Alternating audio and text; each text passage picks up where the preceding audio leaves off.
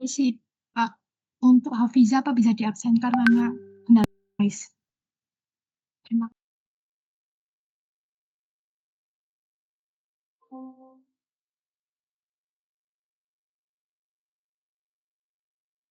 Maaf, atas nama Muhammad Hanif Fatin Rafi bisa minta tolong diabsenkan karena kendala device.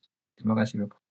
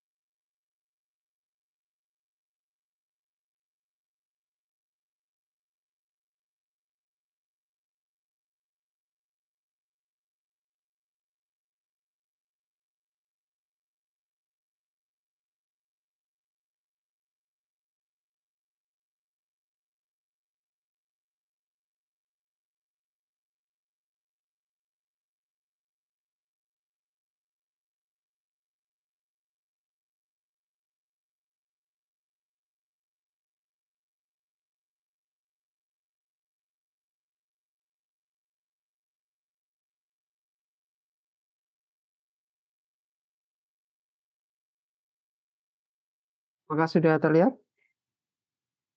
Sudah. Sudah.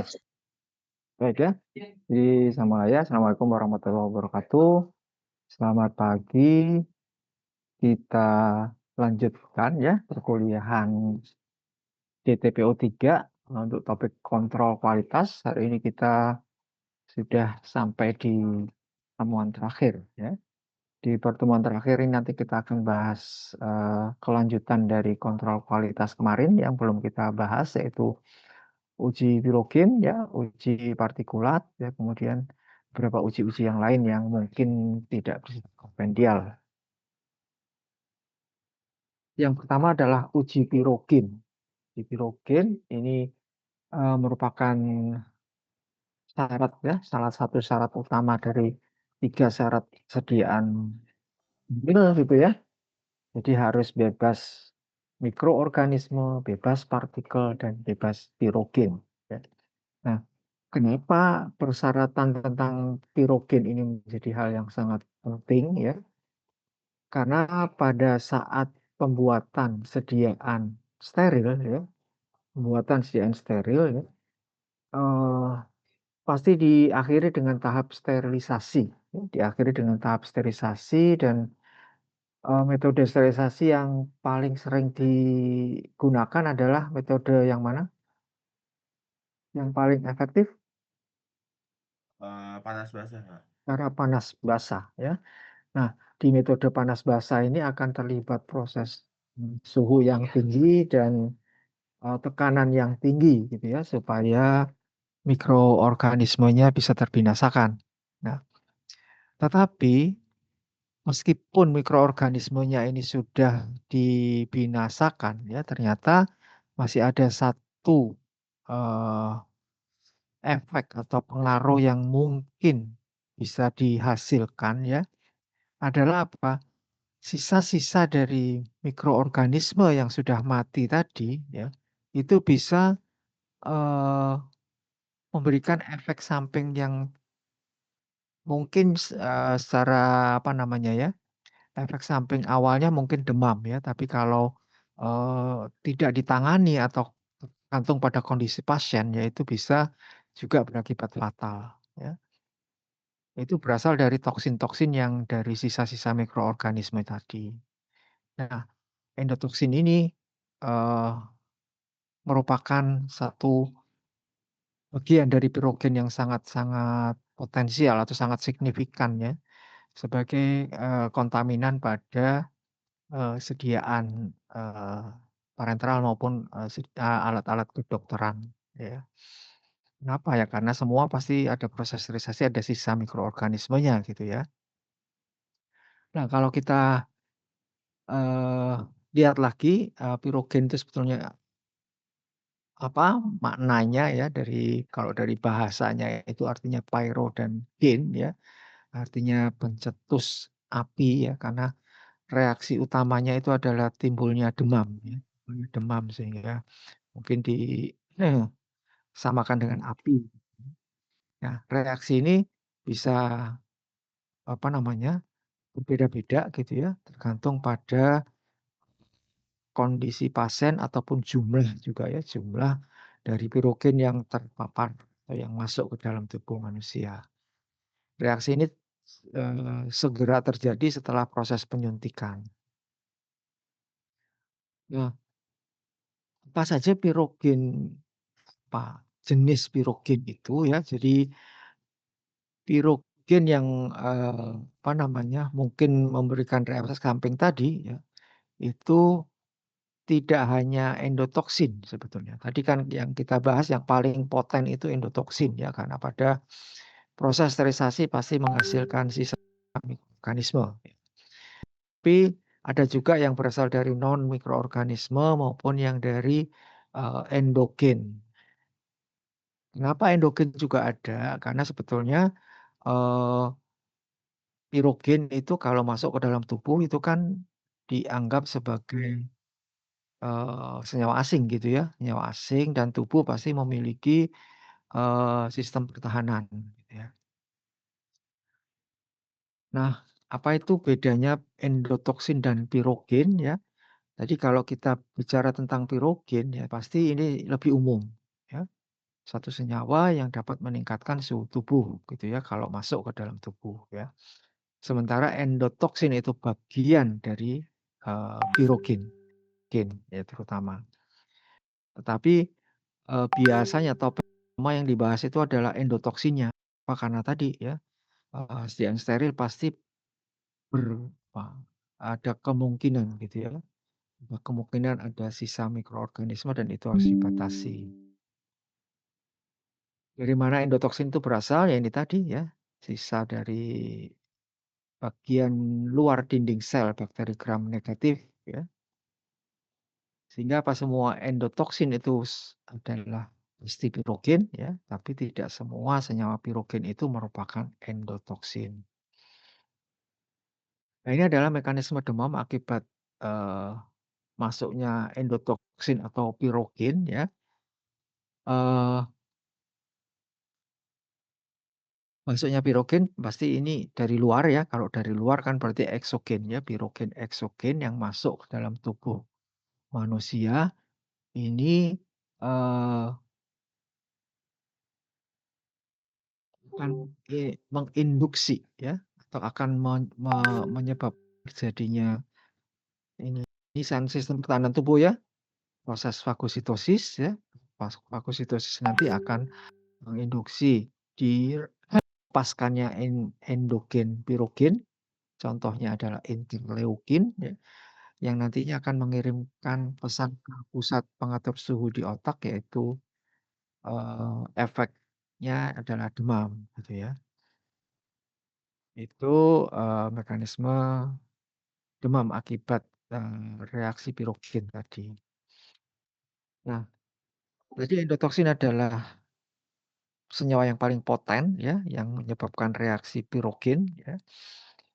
Kalau kita lihat, strukturnya lebih detail ya, yang bertanggung jawab untuk terjadinya reaksi pirogenitas itu hanya bagian luar dinding sel. Jadi meskipun bakterinya sudah mati ya, dia sudah hancur, bagian luar dinding sel ini yang nanti, berpotensi untuk menyebabkan reaksi pirogen dan strukturnya adalah lipopolisakarida ya.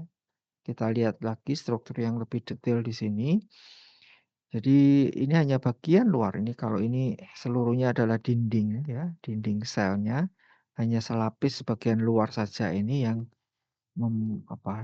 potensi untuk menyebabkan reaksi pirogen, dan di antara strukturnya tadi bagian lipid A ini yang eh, dari hasil penelitian ya, dari hasil penelitian itu merupakan struktur yang paling berhubungan ya, dengan reaksi pirogenik. Nah, karena reaksi tadi yang dihasilkan ya, tentunya kita harus mengupayakan ya bahwa jumlah endotoksin ini, eee, atau endotoksin harus dihilangkan atau jumlahnya harus minimalkan. Dan Farmakope juga sudah mencantumkan batas endotoksin yang harus dipenuhi untuk sediaan injeksi tertentu. Nah, sebelum kita melakukan atau mempelajari bagaimana cara menghilangkan pirogen atau endotoksin ya, kita harus mengetahui karakteristik dari endotoksin itu sendiri. Karena tadi strukturnya lipopolisakarida, maka ini bobot molekulnya pasti relatif tinggi ya. Kemudian yang kedua, biasanya ini berada dalam bentuk agregat-agregat ya. Tapi kalau agregatnya besar itu sebetulnya tidak masalah ya.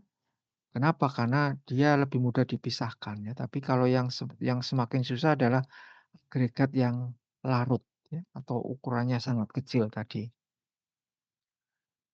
Stabil pada suhu tinggi ya, sehingga pada saat proses, sterilisasi autoklaf dia tetap masih aktif ya. Tidak dapat menguap ya, ukurannya tertentu, kemudian juga punya muatan tertentu. Upaya untuk menghilangkan pirogen atau untuk meminimalkan jumlah pirogen, itu kita sebut dengan istilah depirogenasi. Ya, menurut USP, depirogenasi itu bisa dilakukan dengan 2 metode, yaitu cara destruksi dan cara removal. Artinya apa? Kalau destruksi itu berarti dirusak ya, sementara kalau removal itu hanya dipisahkan saja. Untuk cara destruksi itu bisa digunakan metode kimia dan fisika ya. Metode kimia itu, kalau kalian lihat di sini ya, kalian lihat di sini bisa menggunakan, reaksi-reaksi yang reaktif gitu ya, asam kuat, basa kuat, oksidator dan sebagainya. Nah ini, tadi karena memang endotoksin itu sangat stabil gitu ya. Nah sehingga apa? Kekurangannya untuk cara destruksi kimia ini, tidak mungkin diaplikasikan untuk sediaan gitu ya. Bagaimana nanti dengan stabilitas sediaan ya, biasanya untuk, peralatan-peralatan mungkin ya, tapi jadi masalah nanti harus dipastikan bebas dari residu-residu bahan, pendestruksinya ini. Sementara yang secara fisika, yang destruksi secara fisika itu, bisa dengan 2 metode ya, panas kering dan panas basah gitu ya. Untuk panas kering, eee, kemarin kalau kalian melakukan sterilisasi panas kering suhunya berapa ya?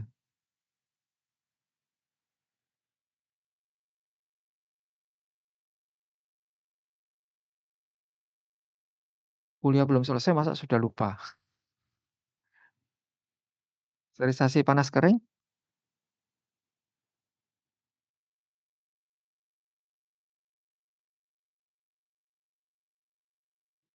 Nggak ada yang ingat?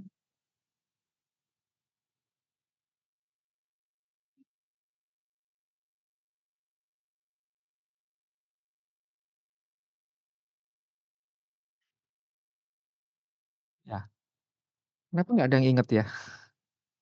Suara saya bisa masuk ya? Masuk Pak, terdengar Pak. Iya, heeh. Ya udah, ini Ivan yang jawab. Ivan yang respon. Gimana Van? Kemarin Waktu melakukan sterilisasi alat untuk panas kering, suhu berapa yang dipakai?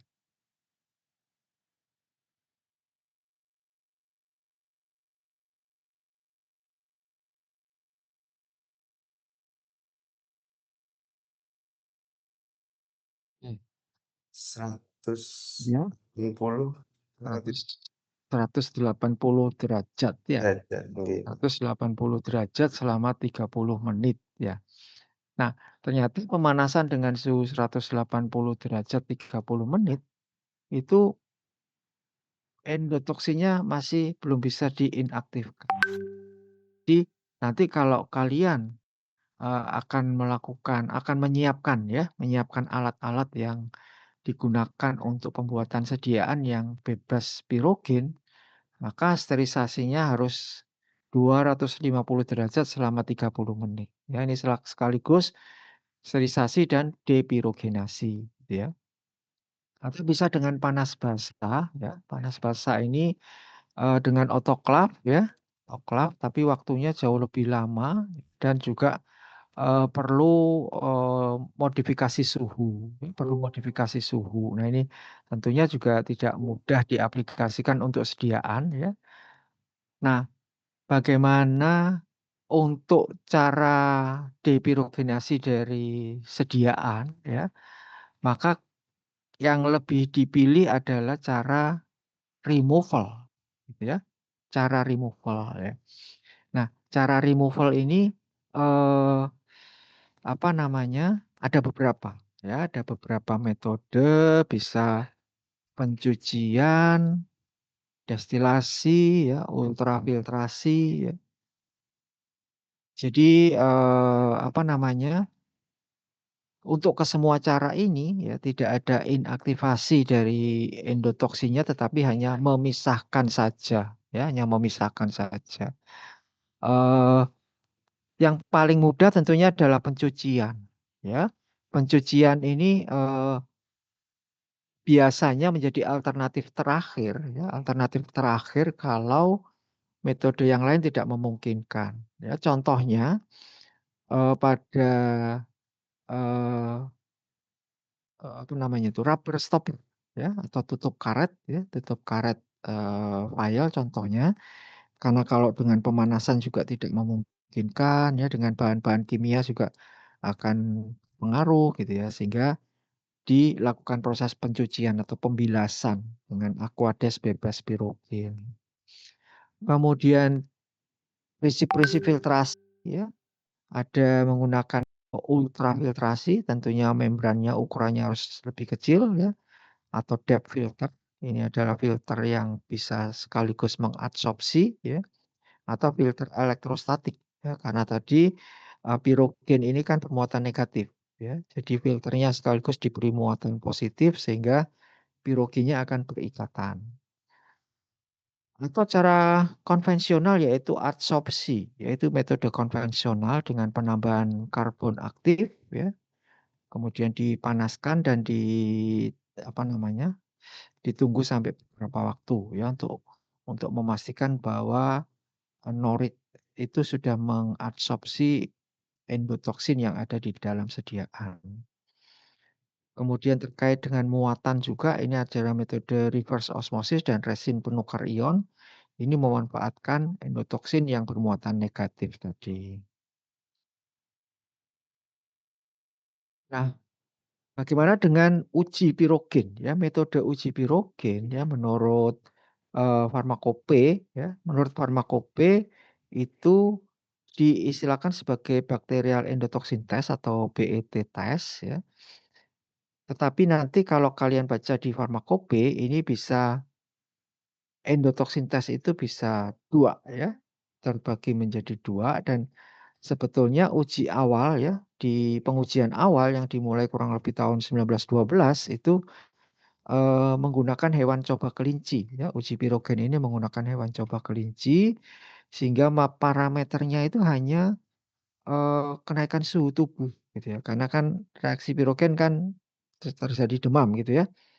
Nah, ini digunakan uji pirogen dengan hewan coba kelinci, tetapi kekurangannya tentunya dia sifatnya kualitatif ya. Artinya apa? Kalau suhunya naik berarti positif gitu ya. Berarti kalau suhunya tidak naik berarti negatif. Nah, itu kan kita tidak bisa tahu setingkatnya seberapa gitu ya. Nah, sehingga kemudian cari metode-metode yang sifatnya lebih kuantitatif ya.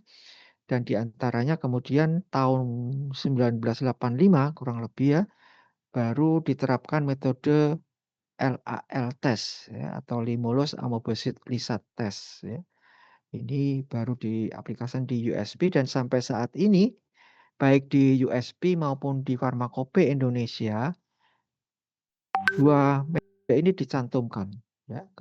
Metode ini masih dicantumkan. Uji pirogen menggunakan kelinci, uji endoksin menggunakan LAL. Kenapa? Karena masing-masing pengujian ini ada keterbatasannya. Kalau uji endotoksin, itu kan berarti hanya memastikan atau hanya menetap jumlah endotoksinnya. Sementara yang disebut pirogen itu kan tidak hanya endotoksin gitu ya, tidak hanya endotoksin ya. Jadi uji pirogen ini masih tetap dibutuhkan ya, meskipun nanti kita bahas bahwa semakin ke depan uji pirogen ini mulai ditinggalkan. Nah, kita bahas tentang uji pirogen ya. Uji pirogen dengan menggunakan kelinci ya, sebagai hewan coba ya, maka harus diawali dengan eh, memastikan bahwa hewan coba ini pada kondisi yang standar. Ya. Jumlah yang digunakan adalah 3 ya, 3 ekor kelinci, kemudian masing-masing dimasukkan dalam kandang yang terpisah, diadaptasi ya pada suhu ruangan tertentu ya supaya suhunya stabil. Perbedaan, suhu antar kelinci, kemudian, suhu masing-masing kelinci itu juga ada syaratnya, baru bisa dilakukan treatment, ya. Treatment-nya adalah larutan uji ini diinjeksikan melalui vena tepi telinga, gitu ya. Ya, setelah itu direkam suhunya, ya, suhunya direkam pada jam pertama dan ketiga. Penggunaan kelinci sebagai hewan coba ya, semakin ke depan kan menghadapi tantangan ya, menghadapi tantangan, apa ya, lembaga apa itu ya, penyayang binatang dan sebagainya itu kan menuntut supaya tidak banyak menggunakan binatang gitu ya. Nah, sehingga Makope pun juga memberikan kriteria ya bahwa, kelinci ini bisa digunakan ulang ya, tetapi dengan syarat-syarat tertentu ya. Jadi kalau pada uji sebelumnya nggak terlalu bermasalah, maka istirahatnya 48 jam ya, baru digunakan lagi. Tapi kalau uji awalnya itu dia suhunya naik tinggi, maka dia perlu istirahat cukup panjang ya. Nah, ini adalah gambaran prosesnya ya, bagaimana uji rapid pirogen test itu dilakukan. Tentunya membutuhkan tenaga yang sangat-sangat profesional ya. Kalian kalian pernah praktikum menggunakan kelinci kan ya? Ya, bagaimana sulitnya menginjeksi melalui vena tepi telinga itu kan cukup sulit ya. Nah, ini berarti, tenaganya harus profesional ya. Kenapa? Karena kalau kemudian sampai kelincinya stres, profil nanti suhunya juga tidak tergambarkan gitu ya. Tidak menggambarkan kondisi yang normal gitu. Kemudian yang kedua ini untuk memonitor suhu ya, harus dipasang probe yang masuk lewat, anus ya.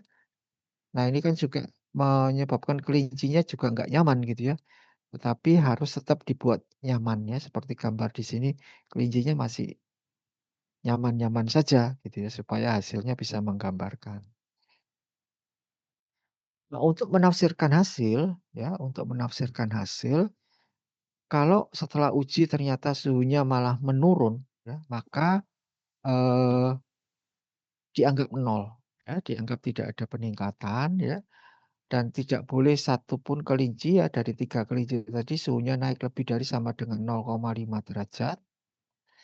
Jika ada yang lebih dari 0,5 derajat, diulang lagi ujinya dengan menambah 5 kelinci baru, sehingga totalnya menjadi 8 dan syaratnya tidak lebih dari 3 kelinci yang naiknya lebih dari 0,5. Dan total kenaikan suhu dari 8 kelinci itu tidak boleh lebih dari 3,3 derajat. Nah, dari prosedur yang sudah saya sampaikan tadi ya, maka kita bisa mengetahui bahwa uji rapid pirogen test ini menghadapi beberapa masih ada beberapa kekurangan gitu ya, beberapa keterbatasan. Antara lain sensitivitasnya ya, karena hewan cobanya pasti tidak ada yang sama gitu ya. Jadi sensitivitasnya bervariasi meskipun tadi sudah standarisasi. Kemudian kesimpulannya bersifat kualitatif ya, hanya pas atau fail saja. Kemudian juga belum tentu sesuai untuk beberapa produk tertentu ya.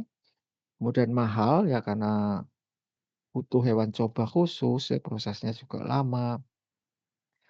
Dan yang terakhir yang penting adalah, aspek etikal ya, aspek etikal ini yang terus, menekan ya, rapid pirogen test apalagi sekarang ada prinsip 3R ya, reduction, replacement, dan refinement ya. Dan juga beberapa publikasi juga menyampaikan bahwa ada kemungkinan rapid pirogen test itu akan dihilangkan ya dari persyaratan di farmakope. Itu adalah rapid pirogen test ya. Nah, kemudian uji yang baru bagaimana ya, sehingga kemudian kembangkan uji baru yaitu uji endotoksin ya, dengan menggunakan LAL test ya. Nah, tadi kalau alasannya, keterbatasan yang uji rapid tadi atau apa ya, jadi masih menggunakan binatang gitu ya, sebetulnya yang uji endotoksin ini juga masih melibatkan binatang ya, binatang limulus namanya ya. Ini diambil ekstrak cairan sel darahnya, kemudian ekstrak ini liofilisasi ya, dijadikan serbuk, kemudian jadikan reagen untuk uji endotoksin ya. Mungkin, eee, secara ya, kalau dibanding kelinci mungkin masih, dari satu binatang kan dapatnya banyak gitu ya, mungkin menggunakannya lebih sedikit. Tapi sampai saat ini ya, saat ini juga penggunaan Limulus ini juga mulai betul-betul harus dibatasi atau banyak banyak aturan-aturan juga gitu ya. Nah,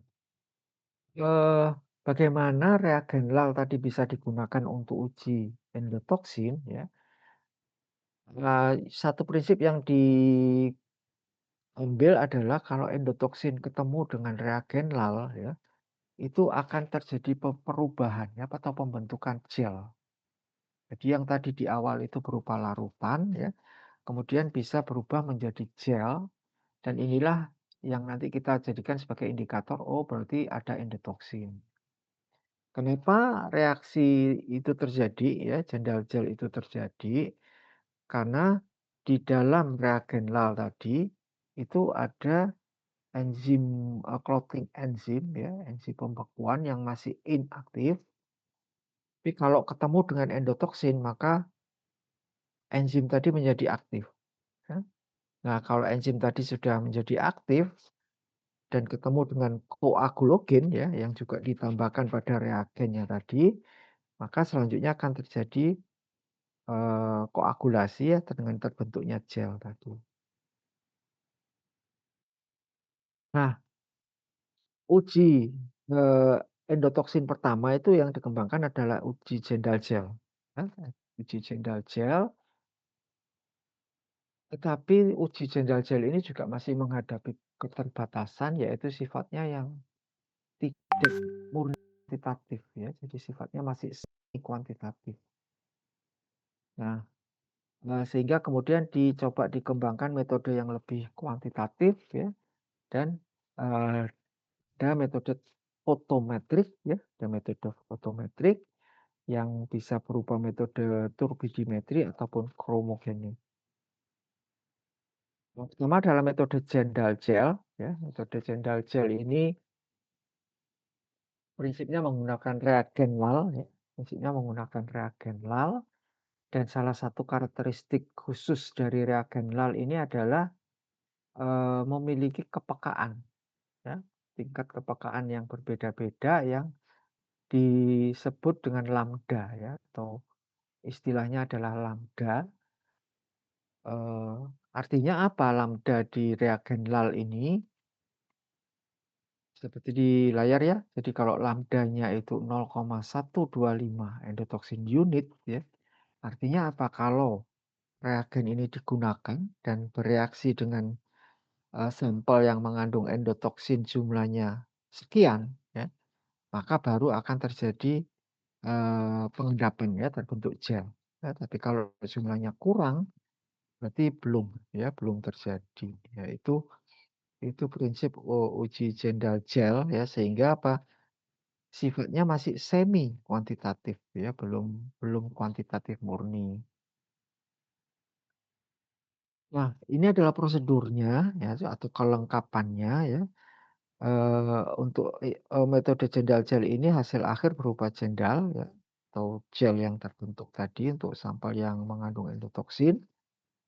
Dan untuk bisa melakukan prosesnya ada beberapa kelengkapan paket gitu ya. Ini kalau sekarang kalau kalian kalau ingin melakukan pengujian ya, sebetulnya paketnya sudah seperti di slide sebelumnya ya. Jadi sudah ada kitnya gini ya, ada kitnya apa saja yang ada di situ itu sudah sesuai ya, dibutuhkan untuk pengujian endotoxin ya. Isinya apa saja? Satu ada selain reagen lal ya tadi ya, satu reagen lal ya.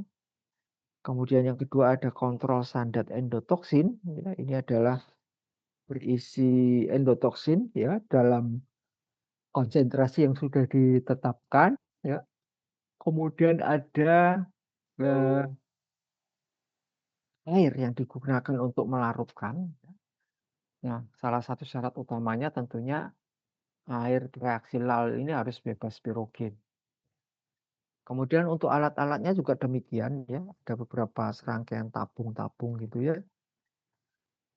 Dan semuanya ini harus juga bebas pirogen. Supaya tidak memberikan hasil yang false positif tentunya. Prinsip uji sediaan ditambahkan dengan bereaksi lal ya, dalam jumlah yang sama ya, kemudian diinkubasi pada suhu 37 derajat selama 60 menit. Serta ada syarat tambahan biasanya getarannya juga harus seminimal mungkin ya. Kenapa? Karena getaran ini juga dapat mengganggu pembentukan gel.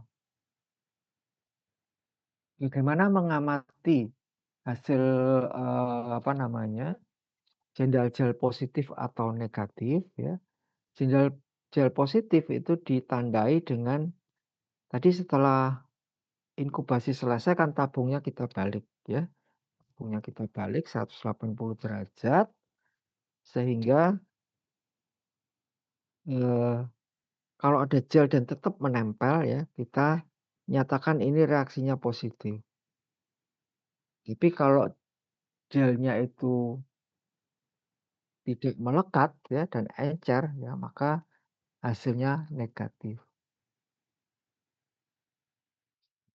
Sebelum uji tadi dilakukan ya, reagen lal ini harus dipastikan dulu memiliki kepekaan tertentu ya. Artinya tadi kan ada parameter kepekaan gitu ya. Tapi harus ditetapkan ya, harus ditetapkan bahwa kepekaannya itu ada pada rentang tertentu. Kalau tadi lambdanya sekian ya, maka kalau diuji itu dengan 0,5 lambda sampai 2 lambda antara itu ya, itu dia bisa memberikan hasil gitu ya. Prinsipnya reagen lal tadi ya ditambah dengan standar endotoxin ya dengan konsentrasi yang sudah dibuat pada beberapa konsentrasi, ya, kemudian ditambahkan dengan reagen dan diinkubasi, ya, kemudian dilakukan perhitungan endpoint. Ya.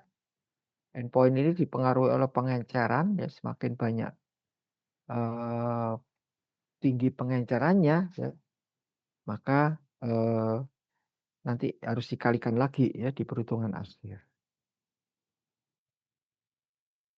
Kemudian dihitung rata-rata logaritma, ya, pada konsentrasi endpoint tadi, ya, pada konsentrasi endpoint, kemudian apa namanya, dimasukkan dalam rumus, ya, dimasukkan dalam rumus sigma E dibagi F, ya. Nah, mungkin akan lebih jelas nanti di lembar ini, ya, di slide ini.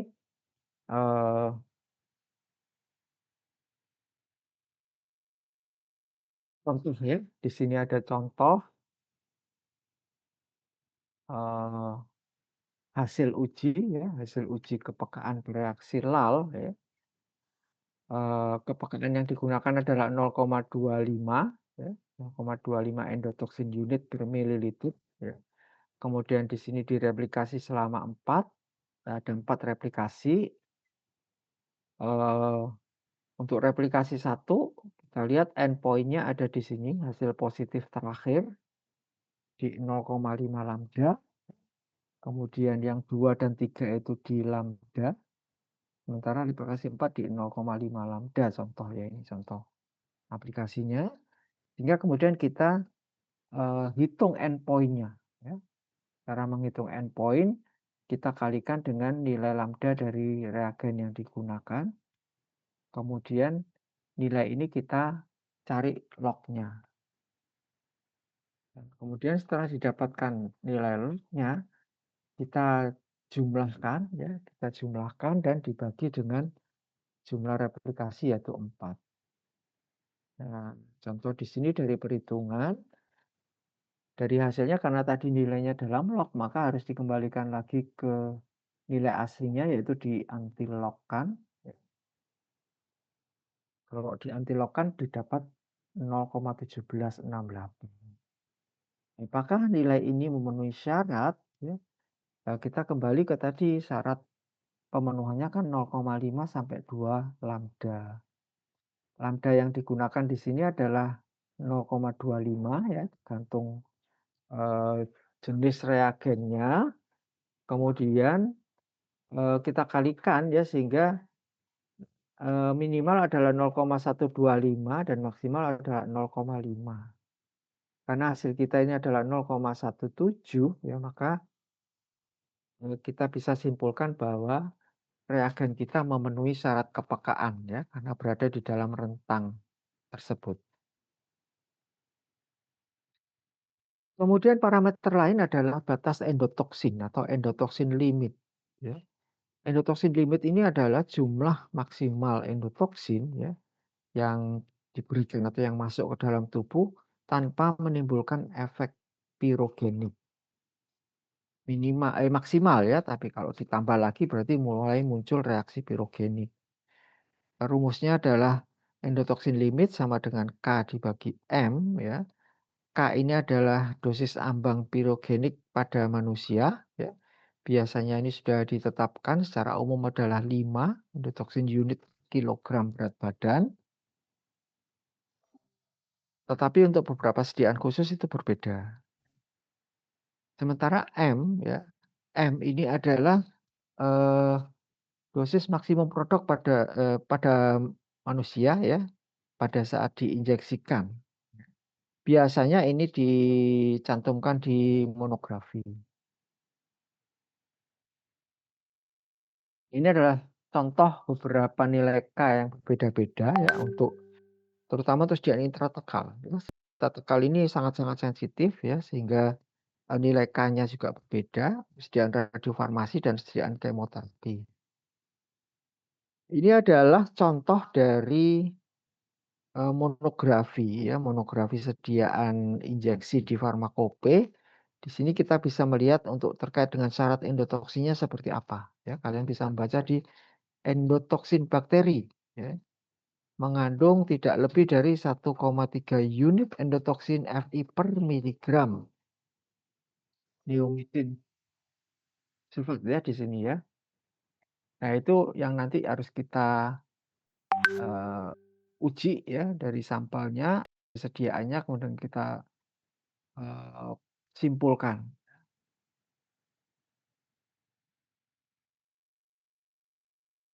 Kemudian parameter yang selanjutnya adalah MVD atau pengenceran maksimum yang absah atau PMA. Ya.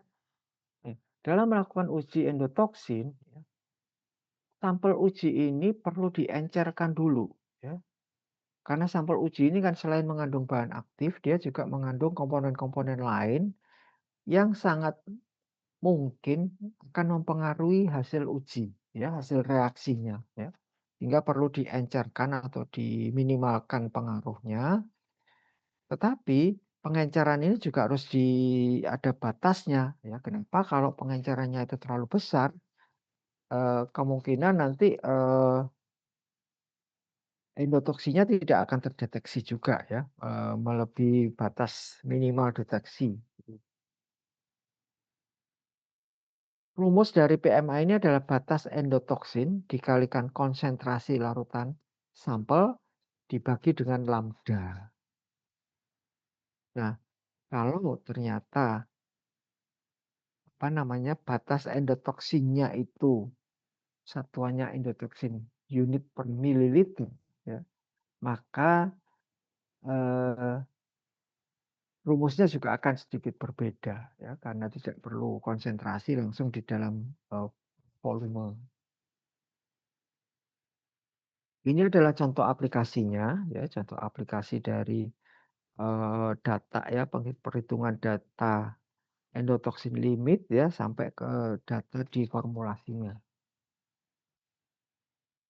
Contohnya di sini dosisnya adalah 1 gram ya. Bobot standar biasanya kalau untuk perhitungan farmakokinetik itu adalah 70 kilo ya.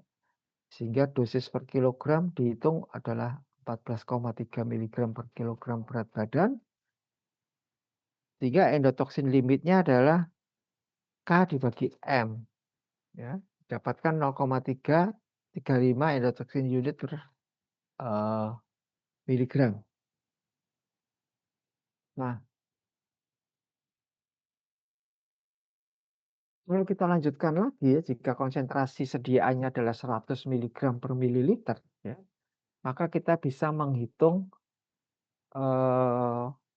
pengenceran maksimum yang absah tadi. Ya. Endotoksin limitnya sudah tahu ya, kemudian dikalikan konsentrasinya ya, dibagi dengan sensitivitas reagenlalnya. Jadi di sini contohnya dapat 140, berarti sampelnya maksimal diencerkan 1:140.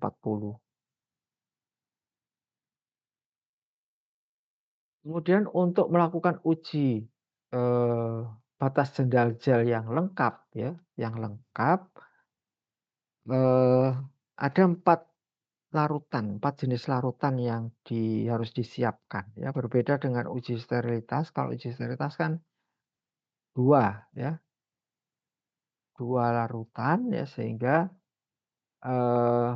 ini lebih detail ya. Untuk larutan A ini adalah larutan sampel yang diencerkan ya, dan tanpa ditambah endotoksin standar.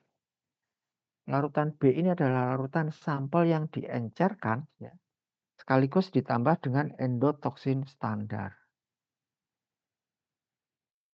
Tujuannya untuk apa kalau larutan A ini benar-benar untuk melihat bagaimana kondisi dari sampel A ya, setelah diberi reagen-reagen tertentu tadi.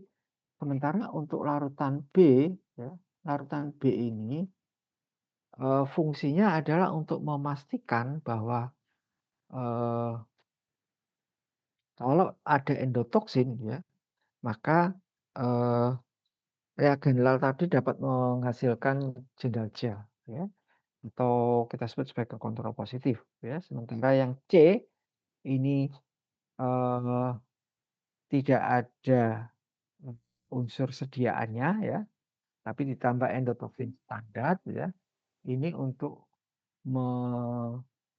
memastikan sensitivitas dari reagen lalnya.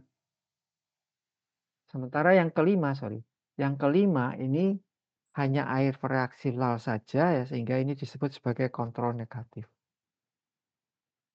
Itu bagaimana cara menafsirkan hasil, sama seperti uji sterilitas ya, kita harus mencari hasil kontrolnya dulu. Jadi kontrol negatifnya D itu harus negatif dan kontrol positifnya B itu harus positif ya. Kita cek dulu. Kemudian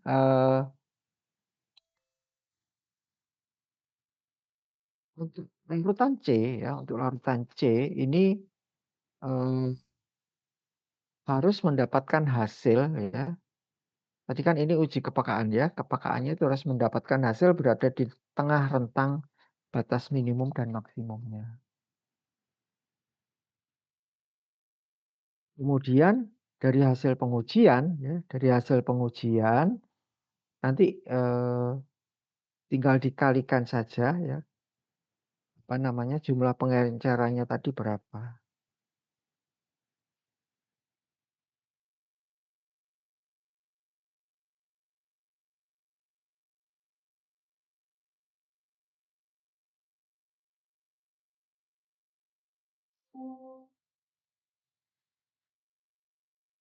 Selanjutnya adalah metode turbidimetri ya. Metode turbidimetri ini karena tadi metode Jendal gel itu memiliki kekurangan ya, masih semi kuantitatif.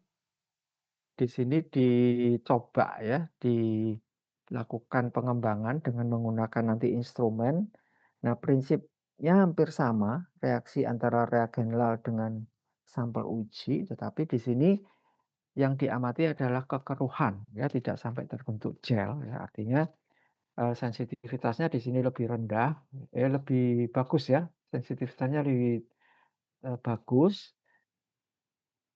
Dan nanti aspeknya sudah kuantitatif karena ditentukan dengan spektrofotometer. Metode selanjutnya adalah kromogenik ya. Kalau yang turbidimetri tadi berdasar pada apa namanya, kekeruhan ya. Untuk metode kromogenik itu di sini reagennya ditambah dengan kompleks khusus ya, kromogen dengan peptida sintetik yang kalau ada endotoksin ya, ada endotoksin maka ikatan antara kromogen dan peptida sintetik tadi lepas dan akan memberikan perubahan warna.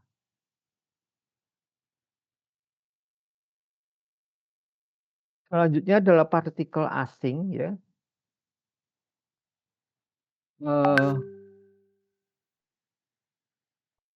Syarat yang lain ya, syarat utama yang lain dari sediaan parenteral adalah bebas partikel ya, bebas partikel. Dan istilahnya ini ada yang menyebutkan dengan partikel asing ya, dan farmakope juga masih menyebutkan partikel asing. Kenapa? Karena memang partikel ini kan tidak dikehendaki ya, tidak dikehendaki, tapi dia masih lolos dari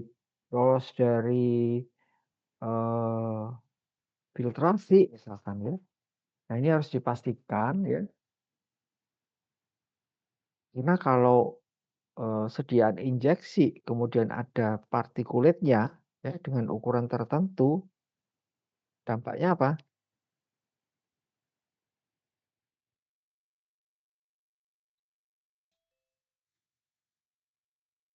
Kalau satu sediaan injeksi mengandung partikel,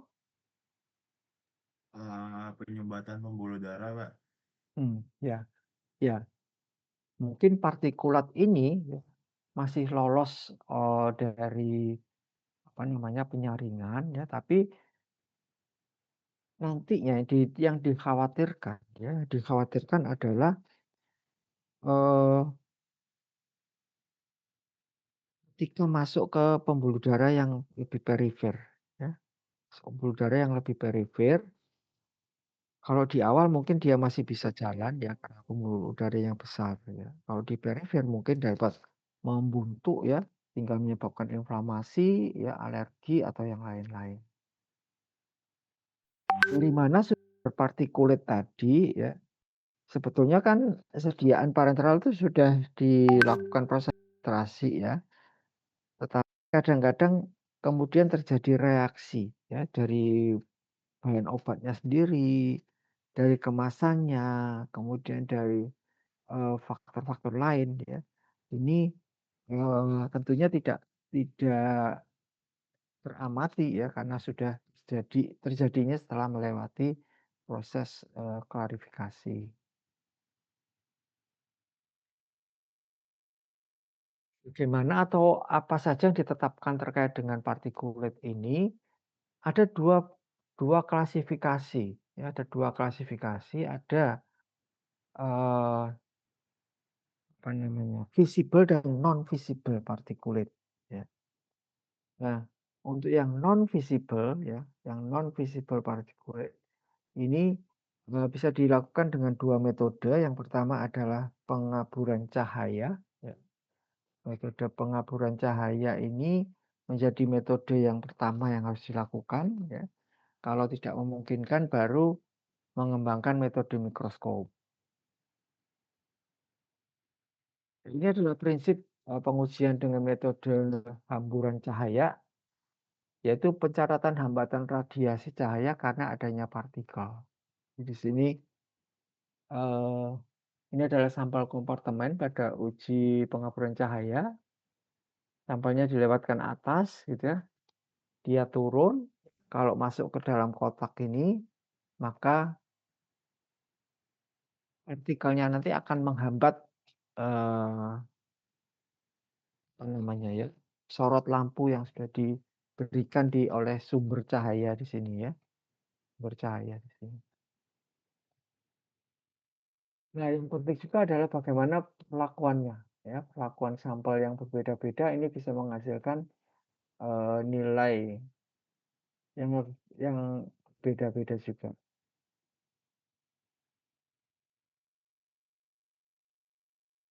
Ini adalah batasannya sesuai dengan yang ada di Farmakope Indonesia. Kita bisa melihat di sini untuk injeksi volume kecil dan volume besar itu syaratnya berbeda. Kenapa? Karena pemeriksaannya kalau injeksi volume kecil itu digabung, gitu ya. Sementara injeksi volume besar itu per satu ya, per satu wadah. Gitu ya. Nah, bagaimana dengan metode mikroskopik ya? Metode mikroskopik ini dilakukan kalau metode yang pertama tadi tidak memungkinkan ya. Kemudian prinsipnya seperti penyaringan membran ya. Prinsipnya seperti penyaringan membran di mana setelah sampel ujinya itu disaring, kemudian filternya itu diamati di bawah mikroskop. Interpretasinya hampir sama dengan pengujian yang sebelumnya, hanya angkanya mungkin yang berbeda. Yang ketiga adalah penetapan partikel logam pada salep mata.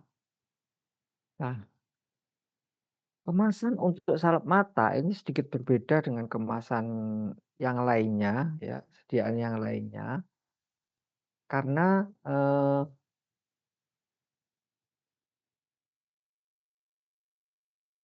apa namanya ya, kemasannya itu harus tidak boleh kolapsibel.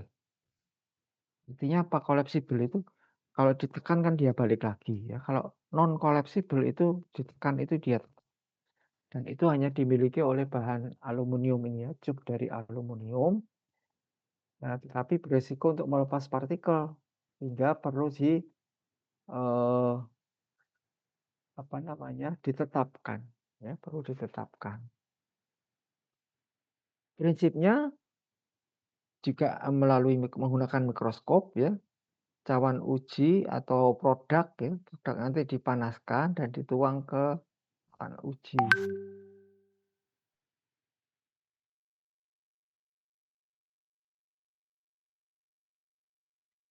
Berapa kriterianya ya? Ini adalah kriteria apa namanya hasil pengujian bahan partikulat atau unsur logam pada salib mata.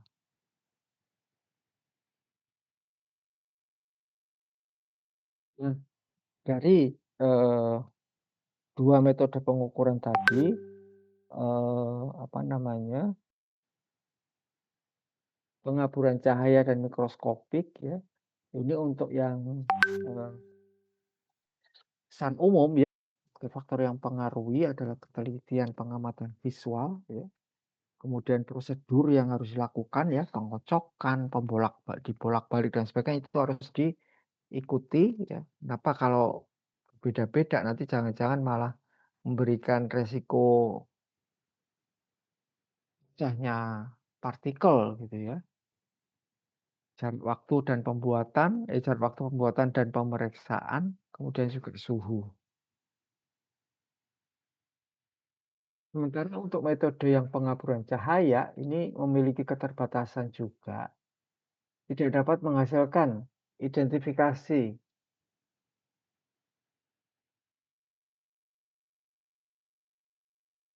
Ya, jadi karena instrumen ya nggak bisa tahu ya itu apa, gitu ya. Partikelnya itu partikel apa, ya. Sementara yang kedua partikel yang ukurannya besar itu dapat memblok sensornya.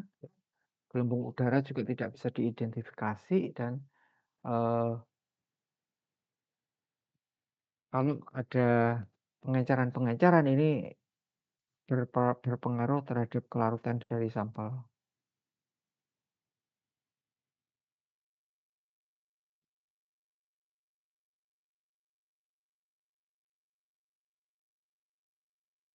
Kontrol kualitas lain-lain ya.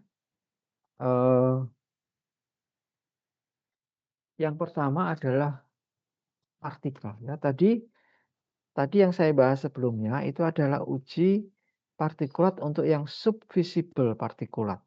Subvisible artinya tidak terlihat oleh mata langsung ya.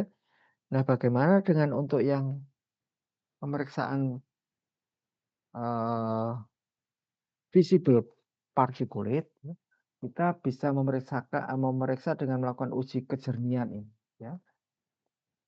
Nah, pemeriksaan visual ini tentunya membutuhkan personel yang benar-benar qualified, ya. Sudah berlatih, kesehatan matanya itu bagus, ya. Kemudian tidak bisa bekerja secara nonstop, ya. Tidak bisa bekerja secara nonstop karena harus istirahat, ya, untuk memastikan bahwa proses pengamatannya itu sesuai, gitu ya. Kemudian juga cahayanya harus dengan kekuatan tertentu.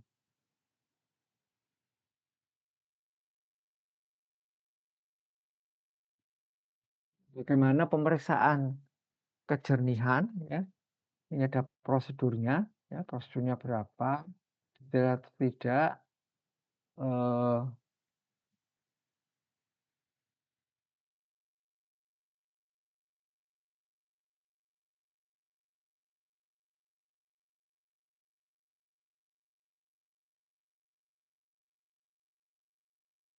Ini pemeriksaan kejernihan tadi ya, jadi prosedurnya ya. Ini kalian sudah pernah melihat alatnya ya di lab ya. Misalnya di lab ada latar belakang gelap dan terang ya, kemudian tidak dipegang dengan tangan ya, ada dengan seperti pinset gitu ya, dibolak-balik, kemudian dengan jarak tertentu dan pengamatannya dengan waktu tertentu. Dan yang wajib dilakukan ya, atau yang membedakan tadi untuk pengujian visible dan non visible particulate. Kalau yang visible particulate ini karena tidak bersifat destruktif ya, maka farmakope mensyaratkan seluruh produk harus diamati ya, seluruh produk harus diamati. Kemudian pemeriksaan volume injeksi dalam wadah.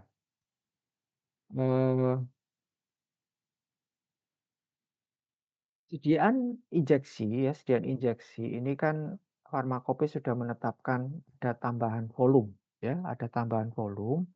Ini ditujukan supaya eh, kalau akan diberikan kepada pasien, ya, yang memang benar-benar bisa diinjeksikan itu tidak kurang dari volume yang tertera pada wadah. Ya. Nah, ini adalah cara mengujinya dengan menggunakan alat suntik, ya, diambil menggunakan alat suntik yang ukurannya tidak lebih dari 3 kali volume sampel. Kemudian ukuran jarumnya tertentu, gelembung udaranya harus dihilangkan, ya. Kemudian dimasukkan ke dalam alat, ya, dan diukur volumenya. Syaratnya tidak boleh kurang dari yang tertera dari wadah, ya. Untuk pemeriksaan berat, ya, ini prinsipnya adalah gravimetri, ya, gravimetri atau penimbangan tidak langsung. Jadi wadahnya tadi dibersihkan etiket-etiketnya, ya, kemudian dikeringkan dan dikeluarkan isinya, ya, dikeluarkan isinya, cuci bersih, dikeringkan, ya. Kemudian ditimbang wadah kosong yang sudah kering dan dihitung berat bersih dari isi sediaannya. Selanjutnya adalah pemeriksaan kebocoran atau leak test, ya. Untuk leak test ini kalau kita mengacu pada USP, ya, mengacu pada USP, masuk di dalam USP 1207 tentang Package Integrity Evaluation, ya, specifically for sterile product. Ada 4, ya, ada 4 pengujian yang bisa dilakukan, yaitu ada dry ingress test, ada high voltage leak detection atau HVLD, ada vacuum decay test, dan ada helium leak detection. Untuk yang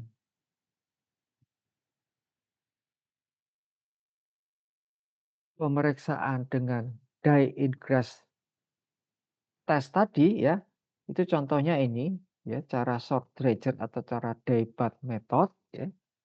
Pada metode ini prinsipnya sediaan nanti setelah dibersihkan, ya, setelah dibersihkan dari etiket, kemudian dimasukkan ke dalam chamber yang sudah berisi larutan methylene blue sampai semuanya tenggelam, ya, sampai semuanya tenggelam, kemudian ditutup, ya, ditutup dan dilakukan proses vakum. Nah, setelah proses vakum selesai, kemudian bejananya dibuka dan diamati, ya. Kalau terjadi kebocoran, kira-kira apa yang bisa kalian amati?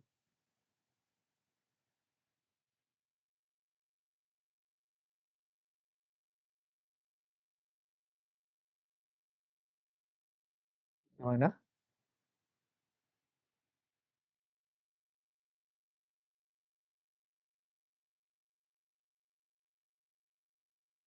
Suara saya bisa masuk?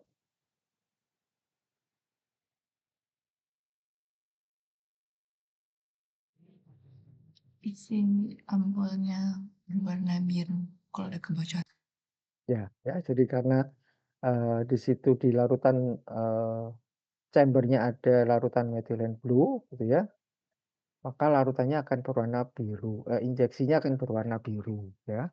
Nah, cara dye-bath method ini tentunya kurang ideal kalau injeksinya berwarna, ya. Kalau injeksinya jernih, maka ini sangat mudah kita mengamatinya. Nah, kalau injeksinya itu memiliki warna tertentu, ya, maka kita bisa menggunakan metode yang kedua, yaitu penarikan vakum ganda atau double vacuum pump. Nah, di metode ini, ya, prinsipnya hampir sama, ada proses vakum juga, ya, tetapi tidak perlu cairan, ya, tidak ada cairan di sini. Sediaannya diletakkan di atas baki yang sebelumnya sudah diberi alas yang berwarna putih. Di alas berwarna putih, kemudian divakum. Setelah divakum dibuka kembali dan diamati. Kira-kira kalau ada kebocoran, apa yang teramati?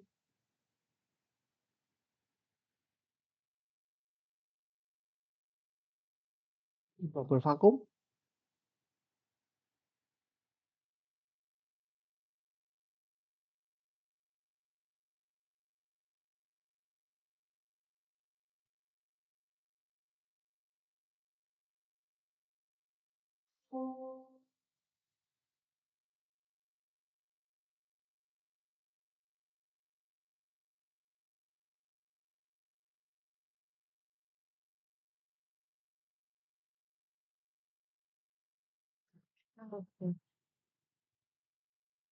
Siapa tadi?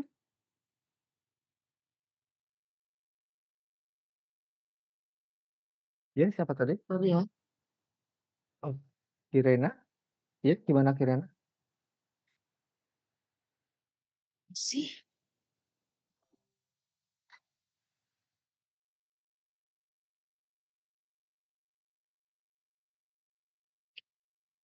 Astaga, mohon maaf, Prof. Ya, siapa yang bisa menjawab?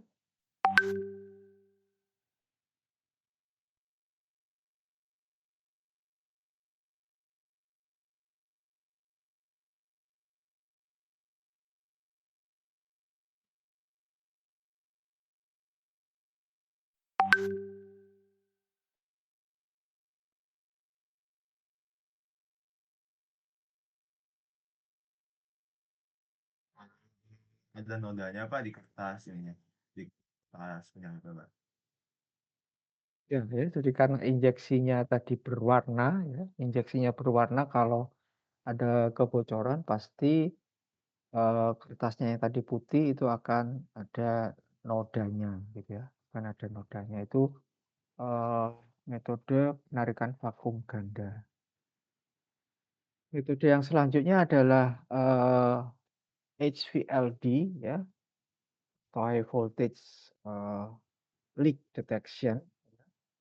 Nah, HVLD ini adalah pengujian yang berprinsip pada conductivity, ya, berprinsip pada conductivity di mana sediaan yang bocor, ya, sediaan yang bocor itu pasti ada airnya yang berada di luar kemasan, itu pasti nanti akan bisa meneruskan memberikan arus, ya, menghubungkan arus listrik tertentu, ya.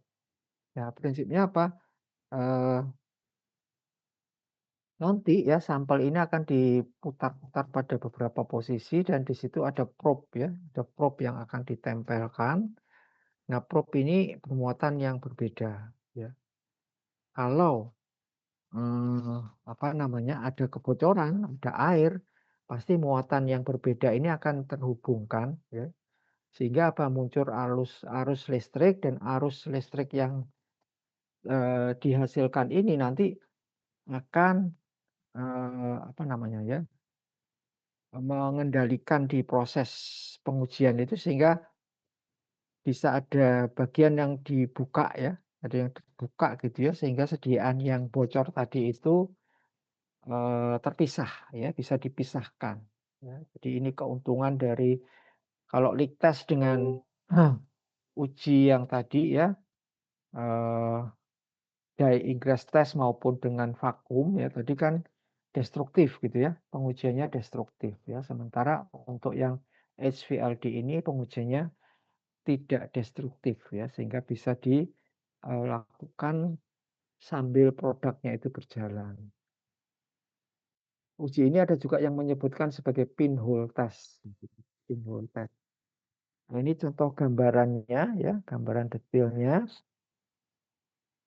Jadi sedianya nanti akan ditempatkan di posisi-posisi tertentu. Kemudian ada probe, ya, ada probe nanti yang didekatkan ke area situ. Kemudian ada arus, ya, ada arus yang apa namanya dikeluarkan dari satu probe, ya. Kalau ternyata ada kebocoran, maka ini bisa menyambungkan ke probe yang berlawanan, gitu ya, sehingga terbentuk arus listrik. Tapi kalau tidak ada kebocoran, ini tidak akan tersambung. Nah, yang diperiksa tentunya bagian-bagian kritis gitu ya. Kalau file di sini bisa di leher ampul bagaimana ya. Di bagian bawah ampul, di bagian pinggirnya bagaimana. Untuk memastikan bahwa tidak ada kebocoran. Ampul apakah bisa? Ampul juga bisa, mungkin lebih spesifik di bagian tipnya ya. Tip ampul itu sangat penting ya. Nah, ini contoh mekanisme alatnya ya, rollernya di sini kalau apa namanya, filenya tadi bocor ya, itu nanti bisa salah satu pintu terbuka dan dia akan masuk ke area reject ya. Tapi kalau eh, tidak ada kebocoran ya, tidak ada arus listrik, dia ikut ke jalur yang utama, tetap masuk ke produk yang memenuhi hasil uji kebocoran. Jadi itu adalah HVLD. Ya. Baik, sampai di sini ada yang ingin ditanyakan?